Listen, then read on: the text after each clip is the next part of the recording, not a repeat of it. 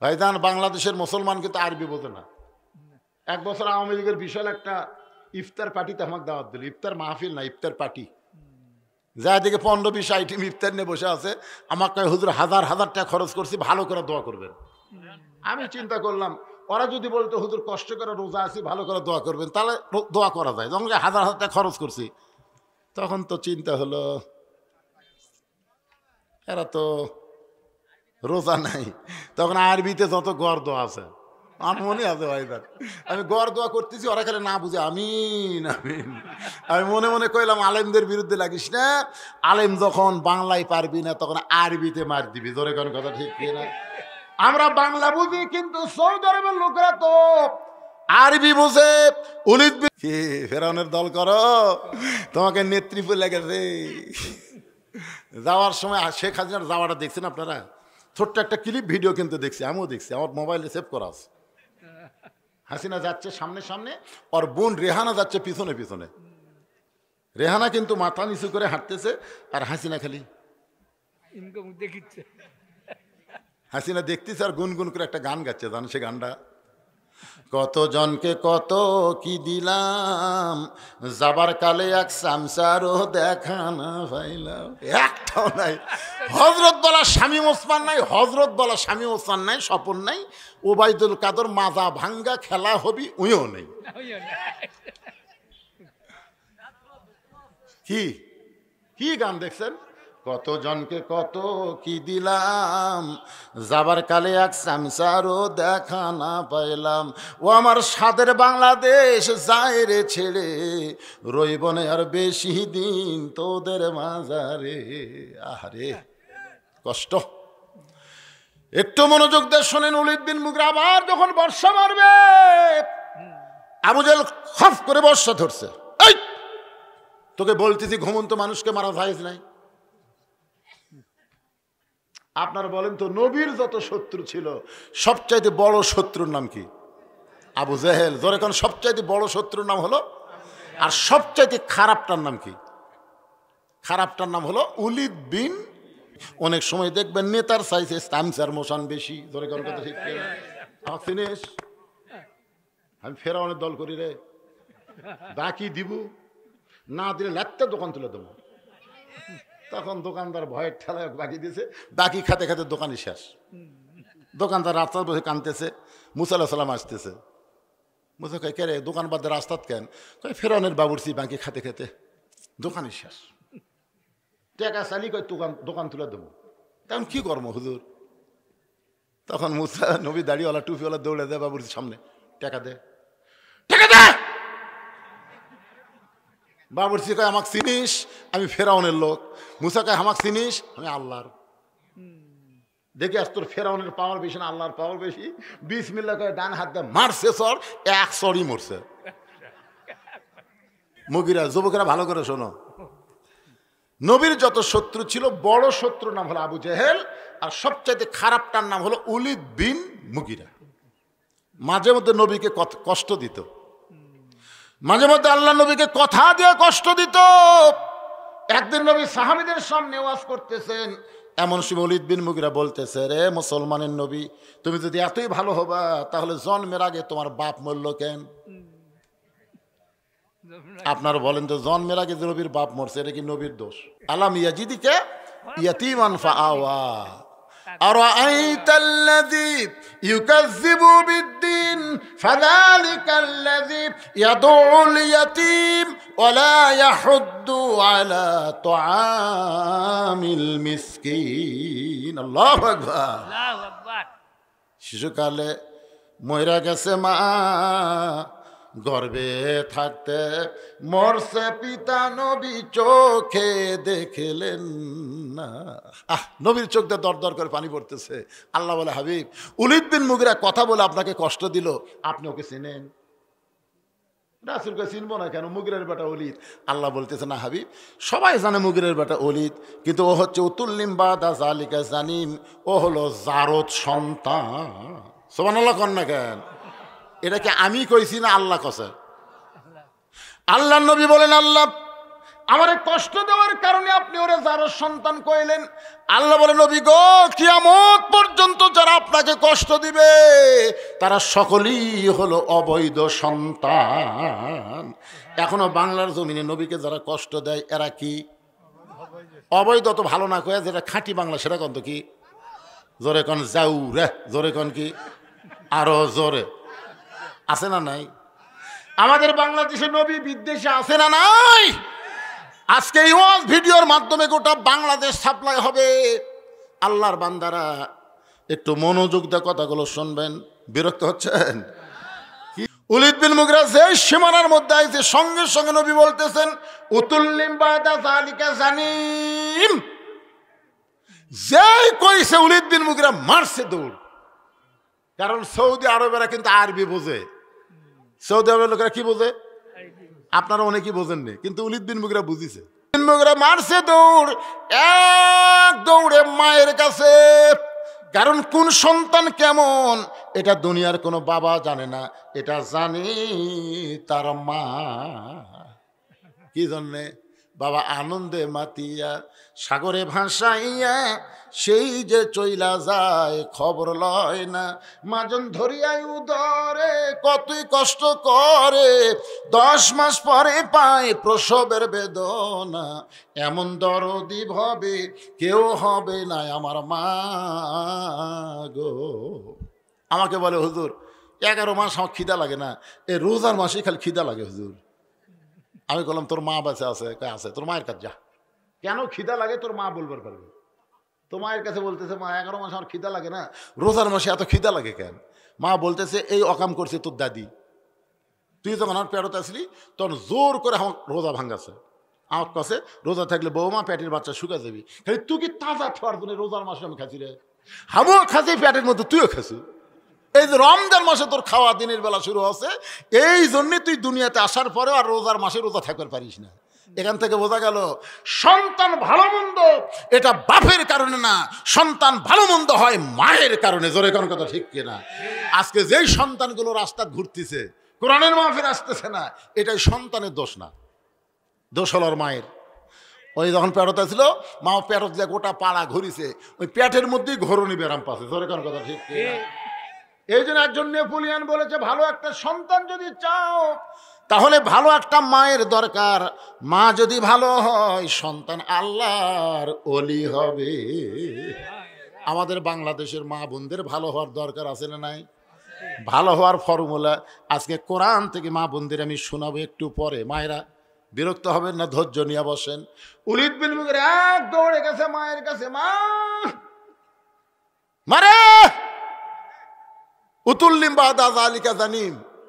মা মা কই কে রে, এত বছর পরে গোপন খবর তো কে দিল? উলিদ বিন মুগিরা বলে, মা খবর কি? বলে, বাবা এই খবর দুনিয়ার কেউ জানে না, তোরে খবর কে দিল? যে খবর দিল সে দুনিয়ার সাধারণ কোনো মানুষ না। উলিদ বিন মুগিরা বলে, আমি 2 চোখে তাকে দেখবার পারি না। তুই দেখবার না পারলে কি হবে, সে দুনিয়ার সাধারণ কোনো মানুষ নয়। উলিদ বিন মুগিরা একটু নরম হয়ে বলে, মা কি হয়েছে মা একটু বলো।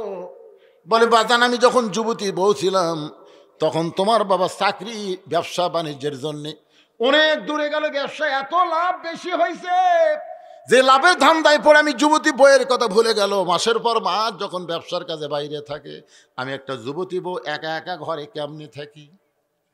একা একা কেন ভালো লাগে না, কোনো কাজে মন যেন বসে না।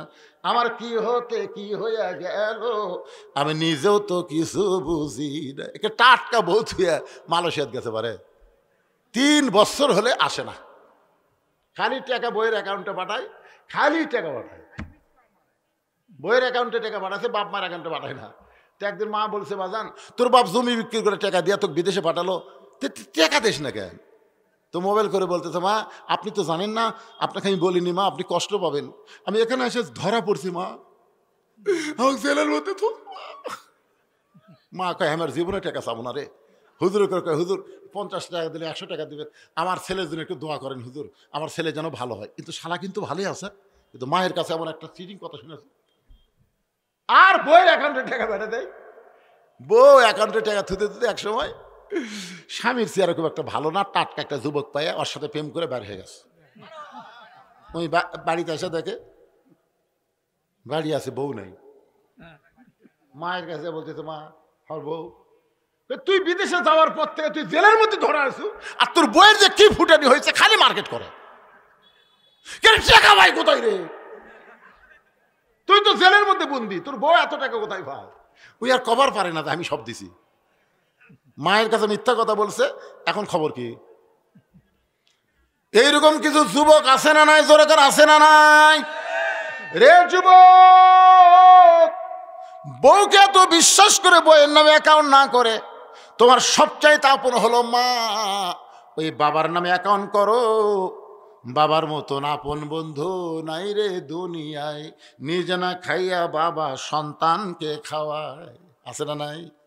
মায়ের মতন আপন কেহ নাই রে দুনিয়ায়, মা জননী নাই রে যাহার, এই দুনিয়ায় তাহার কেহ নাই। ওলীদ বিন মুগিরার মা বলতেছে, বাবা মাসের পর মাস যখন তোর বাবা বাড়িতে না আসে, আমার মধ্যে একটা ছটফটানি ব্যারাম ঢুকলো। আমি ছাদের উপরে তাকায় দেখি তোর চাচা, তোর বাপের ছোট ভাই আমার বাড়ি তোয়াফ করতেছে। যেই বাড়িতে পুরুষ মানুষ থাকে না, ভাবি থাকে, ওই বাড়িতে দেওয়ার অভাব হয় না। জোরে কোন কথা ঠিক কিনা? আমি এক সময় নিচে আইসা তাকে একটু ইশারা দিলাম, মেয়ে মানুষ ইচ্ছা করলে গোটা গ্রামের সব ছেলেকে নষ্ট করবার পারে। জোরে কর কথা ঠিক কিনা? একটা মেয়ে গোটা গ্রামের যুবকদের চরিত্র নষ্ট করতে পারে, একটা মেয়ে। একটু ইশারা দিলাম, তোর চাচা ঘরের মধ্যে, তোর চাচার আমার সঙ্গে খেলা হলো, ওই খেলার কারণে তুই পেটের মধ্যে ঢুকলি, আসলেই তুই জারদ সন্তান। আবু জেহেল মনে আছে আপনাদের? খপ করে কি ধরছে? বর্ষা ধরে, মনে নাই? বর্ষা ধরে চাদর, বর্ষা ধরে চাদর ধরে মারতেছে টান। আবু জেহেল ওলীদ বিন মুগিরার বাম হাতে বর্ষা ধরে, ডান হাতে যখন চাদর টান দিছে, 37 জন নেতা সারা রাত চেতন থাকার কারণে চোখ ছোট হয়ে গেছে। সারা রাত জাগলে কিন্তু সকালবেলা চোখ কেমন হয়? চাদর টান দেওয়ার পরই কেরে এই কেরে কে তোরা কি দেখলি রে? জানলা দিয়ে দেখছি, চাদর ওর মুখ দেওয়া, তা আমরা কি বলবো? আলী, তোর নবী পলালো কোন দিক দিয়ে? হযরত আলী দুই কারণে হাসতেছে। জোরে সুবহানাল্লাহ। কয় কারণ? এক নম্বর কারণ হলো আল্লাহর নবী নিরাপদে আছে। জোরে সুবহানাল্লাহ। কারণ যখন বলতে যে পলালো কোন দিক দিয়ে, তখনই আল্লাহ নবী নিরাপদে আছে। দুই নম্বর কারণ হলো তোমরা এতগুলা মানুষ চেতন ছিল, নবী কোন দিক দিয়ে গেল তোমরা বলতে পারো না, আমি ঘুমের মানুষ, বলবো কেমনি? এমন কথা আলী বলেছে। আবু জেহেলের মুকুট পড়ছে ছাই।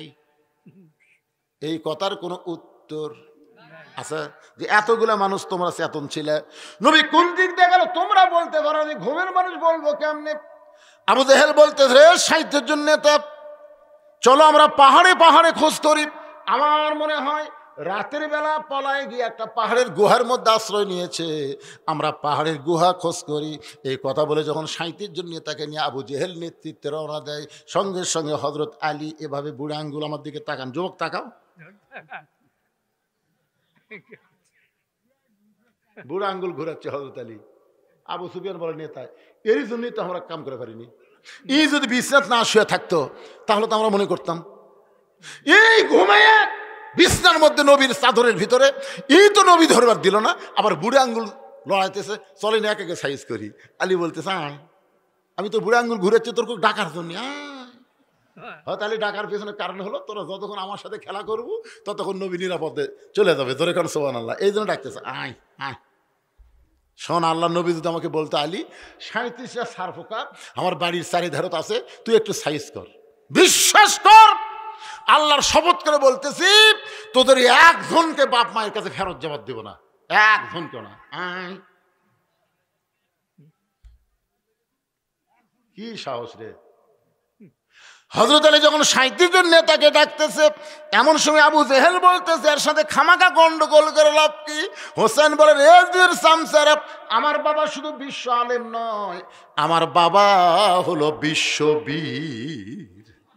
মনে আছে না ভুলে গেছেন? আমার নানা শুধু বিশ্ব নবী না, বিশ্ব নেতা। আমার বাবা শুধু বিশ্ব আলেম না, আমার বাবা হলো বিশ্ববীর। আজকে আলেমগুলা যদি বীর না হয় তাহলে ফ্যাসিস্ট তৈরি হবে। আল্লাহর ওলি আল্লামা সাইদি হুজুর শুধু আলেম ছিলেন না, একটা বীর ছিলেন। জোরে কোন কথা ঠিক কি না? যার কারণে হাসিনা তাকে ধরে জেলের মধ্যে থচ্ছে। এই বিরক্ত বেড়াতে হবে না?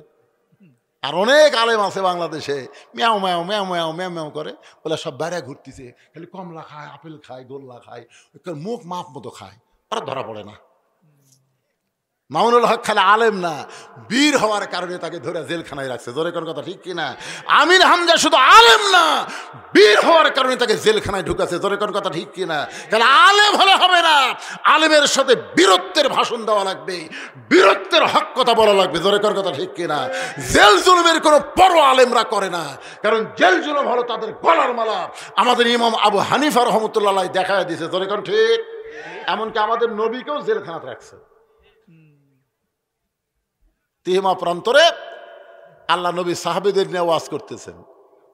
এমন সময় নবীর চোখ দিয়ে দর দর করে পানি পড়তেছে। সাহাবীরা বলে, রাসূলুল্লাহ এত সুন্দর ওয়াজ করেন, কিন্তু আপনার চোখের মধ্যে পানি। রাসূল বলে, সাহাবীরা রে, এই মুহূর্তে আমি জানতে পারলাম মক্কার সব চাইতে বড় বীর নাম হলো তার আমর। যারা বলেন নাম কি? প্রতি সন্ধ্যায় 21 কেজি খাদ্য খায় আর 3.5 ওজনের তরবারি নিয়ে জিহাদের ময়দানে যায়। সে আমর আজকে কাবা ঘর শুয়ে শপথ করেছে, মুসলমানের নবীকে হত্যা না করা পর্যন্ত আমি দুনিয়ার কোনো পানিও পান করব না, দুনিয়ার কোনো খাবারও খাবো না। সে আমার মক্কা থেকে আমাকে লক্ষ্য করে রওনা দিয়েছে। সাহাবীরা রে, এই কথা শোনার পর থেকে আমার চোখ দিয়ে দর দর করে পানি আসতেছে। ওসমান গনি বলে, রাসূলুল্লাহ এত বড় বীর আমর যখন কাবা শুয়ে শপথ করে আপনাকে হত্যা করতে চায়, হত্যা না করা পর্যন্ত পানিও পান করবে না, দুনিয়ার কোনো খাদ্য খাবে না। হুজুর তাহলে আমরা দোয়া করি, সবাই আমরা দোয়া করি ওই আমরের হাত পাও যেন আল্লাহ অবশ করে দেয়। হুজুর আমরা সবাই মিলে দোয়া করি। ওসমান গনির কথায় আল্লাহ রাসূল হাত তুলে দোয়া করবেন। এমন সময় ফেরেশতা জিবরাইল কোরআন শরীফ নিয়ে আইছে। ইয়া আইয়ুহান নাবিয়্যু হারজিল মুমিনিনা আলাল কিতাল, হারজিল মুমিনিনা আলাল কিতাল। ওগো নবী, ওগো নবী, এই 2 হাত খালি দোয়ার জন্য না, এই 2 হাত হলো লাঠি ধরার হাত, এই 2 হাত হলো অস্ত্র ধরার হাত। জোরে কোন কথা ঠিক কিনা? আপনি সাহাবীদের কি শিক্ষা দিচ্ছেন? আপনাকে হত্যা করবার আসতেছে আর আপনি দোয়া করতেছেন। মুয়াজ্জিন কয়, ইমাম সাহেব আমাদের এই ভান্ডার পাইকা যে হারে চুরি শুরু হয়ে গেছে, আপনি একটু দোয়া করবেন চোরের হাত থেকে আল্লাহ যেন গ্রামকে বাঁচায়। ইমাম সাহেব বলেন, এশার নামাজের পরে তোমরা সবাই 5 মিনিটের জন্য বসবে। সবাই বসে গেছে। ইমাম সাহেব বলতেছে, ভাই 3 বার সূরা ইখলাস, 1 বার সূরা ফাতিহা, 11 বার দরুদ শরীফ, 3 বার ইস্তেগফার পড়ো। সবাই পড়ার পরে 2 হাত তুলে দোয়া করতেছে, আল্লাহ আল্লাহ যে হারে চোর বাড়ে গেছে, আল্লাহ চোরের হাত থেকে ভান্ডার পাইকাকে তুমি হেফাজত করো, আল্লাহ আল্লাহ আল্লাহ চোরের হাত থেকে হেফাজত করো। চোর জানলার উপর থেকে বলতেছে আমিন, কারণ চোর দোয়া পছন্দ করে। চোর কিন্তু দোয়া পছন্দ করে। বিশ্ব ইজতেমা টুঙ্গিত বহু চোর যায় দোয়া শামিল হতে। তোর কোন কথা ঠিক কিনা? সুদ খাই, ঘুষ খাই, দোয়া যাবে কি? চোর বলতেছে আমিন, কারণ চোর জানে তোরা দোয়া করে ঘুম পান আর আমি চুরি করবো। তোর কোন কথা ঠিক কিনা? কিন্তু ইমাম সাহেব বলে, এই নামাজের পরে 5 মিনিট বসবা। সবাই বসছে।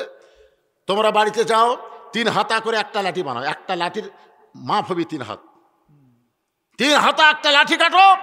যে রাস্তা দিয়ে চোর আসে ওই রাস্তায় গোপনে কোনো আলো জ্বালাবা না। অন্ধকারের মধ্যে তোমরা 5 জন 6 জন করে লাঠি নিয়ে দাঁড়ায় থাকবা। চোর আসা মাত্র মাজা সহবাড়ি হবে। আপনার বলেন তো চোর আমিন কবি? তার মানে কি বুঝতেছেন? এই 2 হাত খালি দোয়ার হাত না, এই 2 হাত হলো বাতিলের বিরুদ্ধে অস্ত্র ধরার হাত। আজকে ভারত আমাকে হুমকি দেয় যে বাংলাদেশ দখল করতে 15 দিন লাগবে না।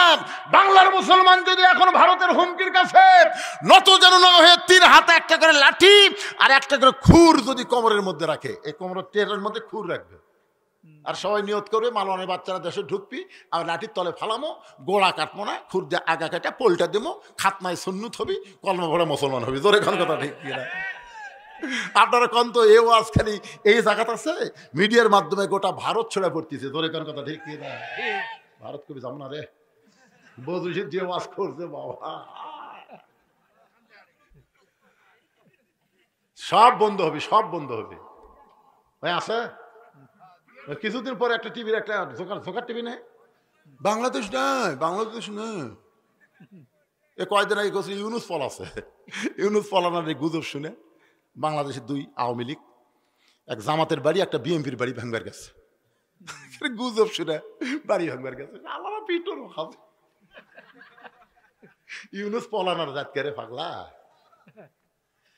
ইউনুস নবীরে খাইলো মাছেতে গিলিয়ে, ফেরেশতা পাঠাইলেন আল্লাহ ইসমে আজম দিয়া, দমে দমে সে হরদম পড়ে সে ইসমে আজম, মাছেরই উদর হইতে বাঁচাইলা প্রাণ। একটা মাছ পর্যন্ত ইউনুস নবীরে গিলে খেতে পারে নাই।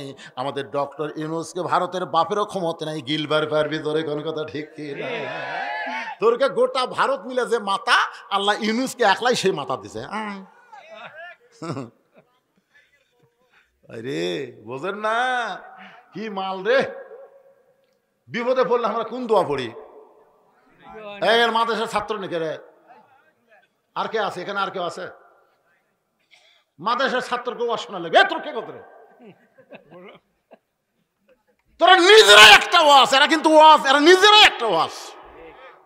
আমার মাদ্রাসার 8 বছরের বাচ্চা, আমি রোদের মধ্যে চেয়ার নিয়ে বসে আছি, দেখেন এরা যে নিজেরা একটা করে ওয়াজ, চেয়ারের মধ্যে বসে আছি, ইতিমধ্যে এক বাচ্চা বের হলো।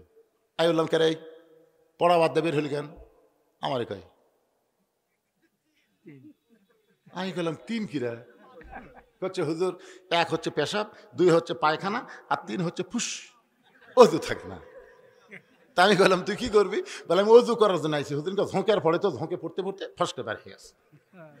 তাই বললাম অজু ছাড়াই কোরআন পড়া দেবি, যা অজু ছাড়াই কোরআন পড়া দেবি পাগলা, যা। না হুজুর অজু ছাড়া পড়া, এই পড়া দেবি যা। আমি বলতেছি পড়া দেবি, তুই বল আলেম না? হ্যাঁ বল আলেম রে। তখন কয় হুজুর অজু, আবার কয় অজু ছাড়াই, ঠান্ডার মধ্যে অজু লিখবি রে, অজু ছাড়া পড়া দেবে। আমার দাবিতে ওই ভিতরে ঢুকলো। আমি মনে করলাম আমি তো ঢুকলো রে, কিন্তু কি করে দেখা লাগবে, চেয়ার বসতে তো দেখা যাবে না। আস্তে করে চেয়ার ছেড়ে জানলার কাছে ফাঁক দিয়ে দেখতেছি ওই দরজার ফাঁকত লুকে আছে।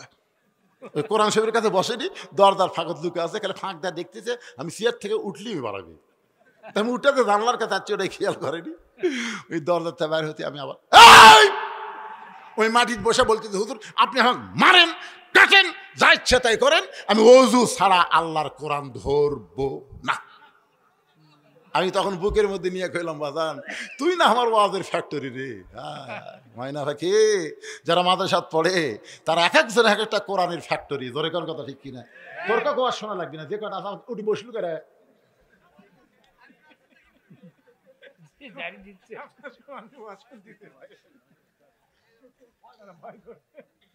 ভয় নাই বাবা, দাও সকালবেলা পড়া লাগবে না, সবক দেওয়া লাগবে না, রাত্রে ওয়াজ সুন্দর চুরি করে যাচ্ছে হুজুর তাসবা দিবে, লোক লোক করে আইছে। তাহলে বসলে সামনে এসে বসা লাগবে, সাইডে থাকলে হবে না। আর যদি যাও তোমাকে ছুটি দেওয়া আছে। কি বিরক্ত হচ্ছেন? কি হোক সবার ওয়াজ আসতেছে, একটু মনোযোগ দিয়ে শুনবেন। আল্লাহ নবী যেই মাত্র দোয়া করবার চাইছে, এমন সময় আল্লাহ তাআলা কোরআনের আয়াত নাজিল করেছে। এটা দোয়ার আয়াত না, এটা হলো জিহাদের আয়াত। ইয়া আইয়ুহান নাবিয়্যু হারজিল মুমিনিনা আলাল কিতাল। হার্স মানে সৈন্য, সৈন্য। আপনার সাহাবীদেরকে আপনি সৈন্য হিসেবে গড়ে তোলেন।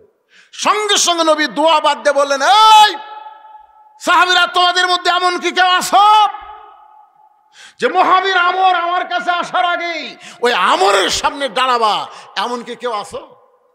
প্রত্যেকটা সাহাবী মাথা নিচু করে চিন্তা করতেছে, প্রতি সন্ধ্যায় 21 কেজি খায়, আমরা বছরেও তা খাই না। একটা সাহাবী বছরে যা না খাই প্রতি সন্ধ্যায় খায়, তাহলে 3 সন্ধ্যা 63 কেজি।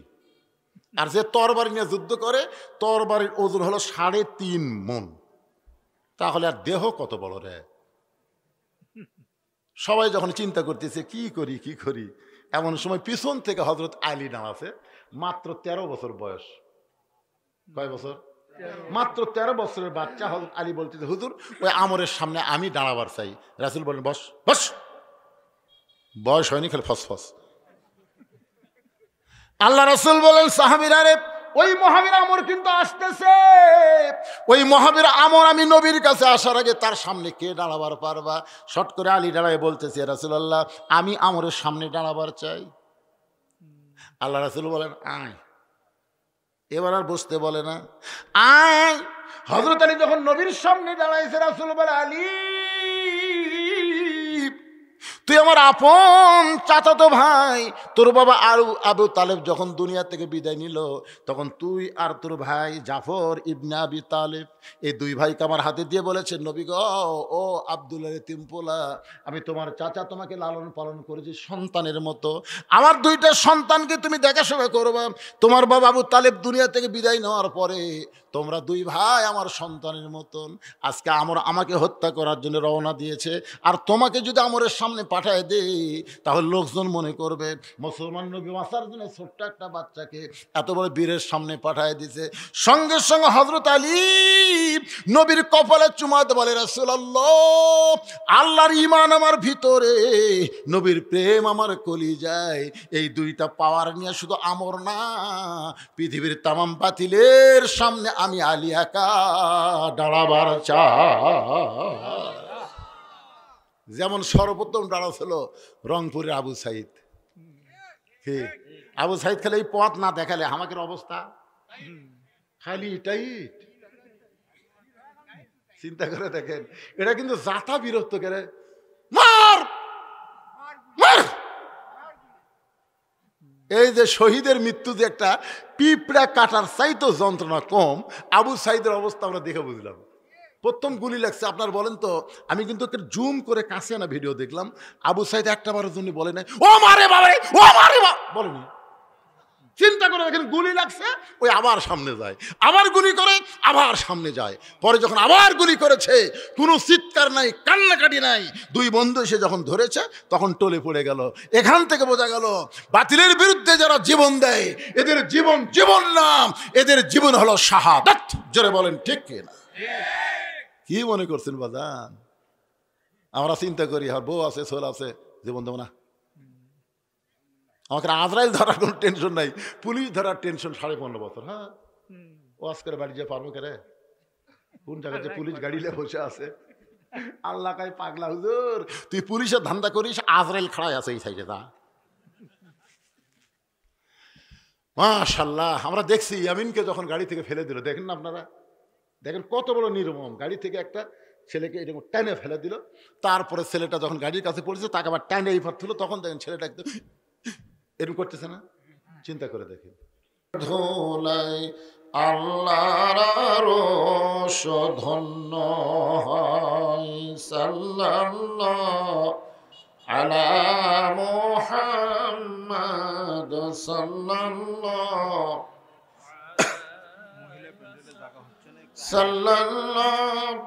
আলা মুহাম্মাদ সাল্লাল্লাহু মশরকে হুব্বে মুহাম্মদ। সকলে বলি সাল্লাল্লাহু।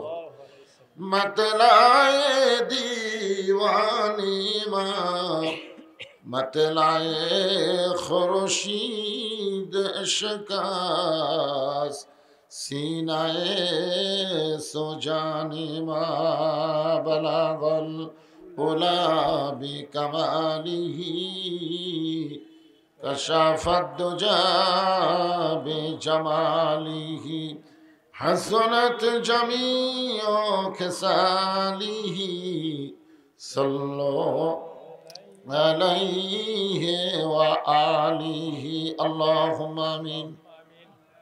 জান্নাতের বাগান থেকে জান্নাতি মানুষদেরকে নিয়ে আমি গুনাহগার তোমার রহমতের দরজায় দোকানা হাত তুলেছি। আল্লাহ, হাসরের ময়দানে জাব্বার আর কাহার নামে রূপ নিয়ে তুমি যখন বিচার শুরু করবে, তোমার সামনে দাঁড়ায়া সমস্ত নবীরা নাফসি নাফসি বলে কানতে থাকবে। এমন কঠিন অবস্থা হাসরে হবে, সেদিন সমস্ত নবী তার উম্মতকে ভুলে যাবে, শুধু বলবে আল্লাহ আমার কি হবে, আমার কি হবে। একমাত্র দরদি নবী শাফাতের কান্ডারি ইয়া রব্বি হাবলি উম্মতি বলে সেজদায় পড়ে যাবে। সেই কঠিন মুসিবতের সময় আজকের এই মাহফিলকে ওসিলা করে আমাদের সবাইকে রাসূলের উম্মতের কাতারে আল্লাহ কবুল করে নিও।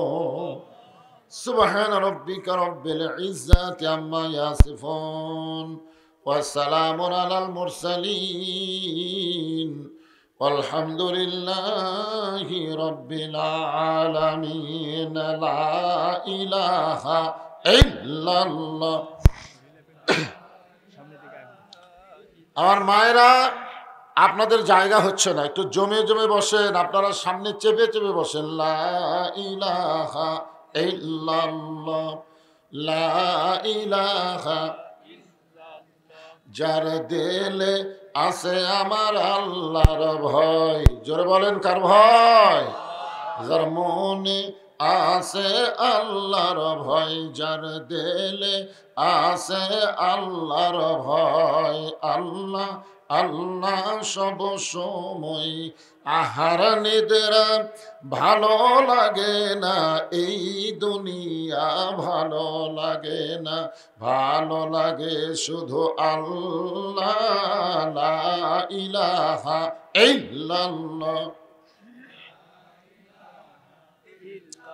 লা ইলাহা ইল্লাল্লাহ, লা ইলাহা ইল্লাল্লাহ, লা ইলাহা ইল্লাল্লাহ, লা ইলাহা, লা ইলাহা ইল্লাল্লাহ মুহাম্মাদুর রাসূলুল্লাহ। রাসূলের মহব্বতে জবান খুলে সকলে বলি সাল্লাল্লাহু আলাইহি ওয়াসাল্লাম। এটা কি একটা মাইক সেট রে বা, আমার মুখের সামনে এমন ভাবে আপনাকে দেখাই যাচ্ছে না, কি এক সমস্যা। না মাইক পিছা দিলে হবে না তো, এটা এইভাবে কেন নিচ থেকে এইভাবে আসবে, ব্যাস হয়ে যায়। আপনি বুঝতে পারতেছেন না, এই জিনিসটা এভাবে থাকে না তো, নতুন দেখতেছি।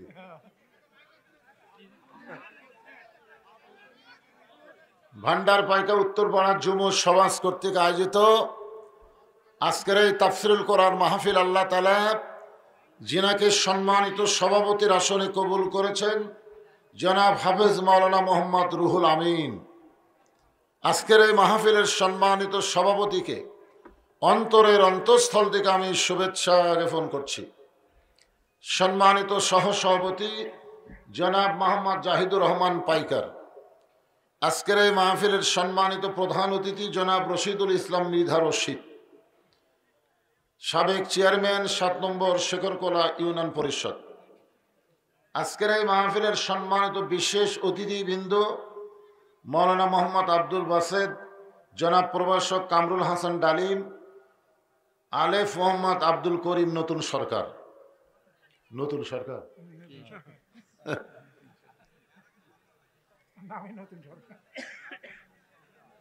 আজকের এই মাহফিলে আমন্ত্রিত অতিথিবৃন্দ সকলকেই অন্তরের অন্তঃস্থল থেকে আমি শুভেচ্ছা জ্ঞাপন করছি।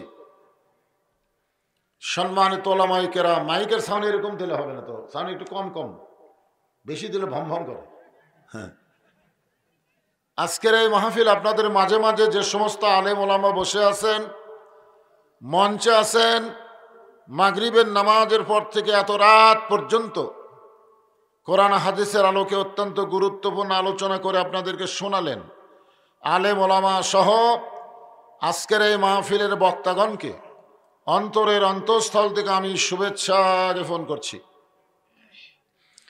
এই মুহূর্তে আমার সামনে যারা বসে আছেন, যিনাদেরকে আল্লাহ দয়া করে রহম করে আজকের এই জান্নাতের বাগানে কবুল করেছেন।